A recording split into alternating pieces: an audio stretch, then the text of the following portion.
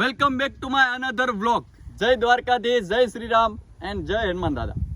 મિત્રો, સૌપ્રથમ કાલનો જે વ્લોગ હતો ખુટોડા પોલીસ સ્ટેશન જતા જતા મેં બનાવ્યો હતો અને જણાવ્યું હતું કે જે પોલીસ કાર્યવાહી થશે એ હું તમને આવતા વ્લોગની અંદર જણાવીશ.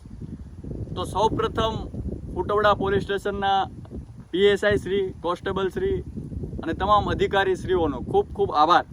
કેમ કે એણે તટસ્થ રીતે એમણે તપાસ ધરી અને તપાસ કર્યા બાદ જણાવ્યું કે ભાઈ અમારા તમામના નિવેદન લીધા અને ત્યારબાદ અમને અહીંયાથી જવા દીધા. એટલે જે કંઈ અરજી હતી એ ખોટી રીતના કરવામાં આવેલી અરજી હતી. આવી ઘટના કાંઈ બની હતી નહીં. તો ખાસ તમામ પોલીસ અધિકારીઓનો ખૂબ ખૂબ આભાર કે એણે તટસ્થ રીતે આમની તપાસ હાથ ધરી. બીજી વાત એ કરવી છે કે ભાઈ અમારું કુટુંબ, અમારો પરિવાર જે છે એ ક્યારેય બાંધવાને સમર્થન કરતો નથી, કાયદો હાથમાં લેતો નથી. અમે એક શાંતિનો સંદેશ લોકોને આપીએ છીએ કે ભાઈ જીવનમાં ક્યારેય કોઈ પણ વ્યક્તિએ કાયદો હાથમાં લેવો ન જોઈએ અને બાંધવું ના જોઈએ. છતાં પણ ખોટી રીતે અમારી ઉપર અરજી દાખલ કરવામાં આવી હતી. તો અમારા તમામ લોકો ત્યાં જઈ અને શાંતિપૂર્ણ રીતે પોલીસને સહકાર આપી અમે અમારું નિવેદન આપ્યું. ત્યારબાદ પોલીસે તટસ્થ તપાસ કરી અને એમને ખ્યાલ આવ્યો કે આ ખોટી અરજી કરવામાં આવેલી છે. તો ત્યારબાદ અમે લગભગ 3 કલાક જેવું પોલીસ સ્ટેશને હાજર રહ્યા હતા. ત્યારબાદ અમે લોકો બધા આવતા રહ્યા હતા. એટલે શાંતિપૂર્ણ રીતે જે અમારી અરજી હતી એની પતાવટ થઈ અને કાંઈ આગળ કાર્યવાહી બીજી થઈ નથી.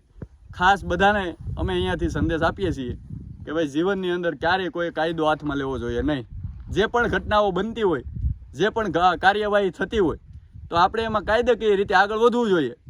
અને કોર્ટ છે, જજ સાહેબ છે, પોલીસ તંત્ર છે, આ બધા લોકો એમાં કાર્યવાહી કરી અને જે સાચા હોય એને ન્યાય મળતો હોય છે. બીજી વાત એ કરવી છે કે આ જ્યારે ઘટના બની ત્યારે હું અહીંયા હાજરમાં ખરેખર હતો જ નહીં. હું સુરતની અંદર હતો. એના મારી પાસે પ્રૂફ પુરાવો પણ છે કે હું અહીંયા હાજર નહોતો. છતાં પણ મારી ઉપર અરજી કરવામાં આવી કે ભાઈ અમારા કુટુંબના 19 લોકો ઉપર કરવામાં આવી. એમાં મારું પણ નામ હતું કે ભાઈ આ બધા લોકો અમને મારવા માટે આવ્યા હતા. પણ ખરેખર વાસ્તવિકતા આવી કાંઈ હતી જ નહીં. હું ત્યારે સુરતની અંદર હાજર હતો. એના મારી પાસે પ્રૂફ પુરાવા પણ છે. હું આ ઘટના બની ત્યારે એમાં બીજું કંઈ તો હતું નહીં. પણ ઘટના બની ત્યારબાદ હું આવ્યો હતો અને મેં વકીલાત તરીકેની થોડીક ભૂમિકા એમાં ભજવી હતી. કારણ કે હું વકીલનો અભ્યાસ કરું છું. તો આમાંથી એવો પણ એક સંદેશ જાય કે પણ જે પણ લોકો વકીલનો અભ્યાસ કરતા હોય, વકીલાત કરતા હોય અથવા તો વકીલની પ્રેક્ટિસ કરતા હોય એ લોકોએ પણ ધ્યાન રાખવું. ક્યારેક તમે સારું કરવા જાશો તો તમારી ઉપર પણ પોલીસ અરજી થઈ શકે છે. આવી જ ઘટના મારી સાથે ઘટી છે, બરાબર. એટલે ખાસ કરી જે અરજીઓ કરતા હોય એમને પણ થોડુંક કોમન સેન્સ વાપરી અને સાચી દિશામાં સાચા તમે હો તો સાચી અરજી કરવી જોઈએ. તમામ લોકોને આનાથી તમામ લોકોને હું સંદેશ આપું છું.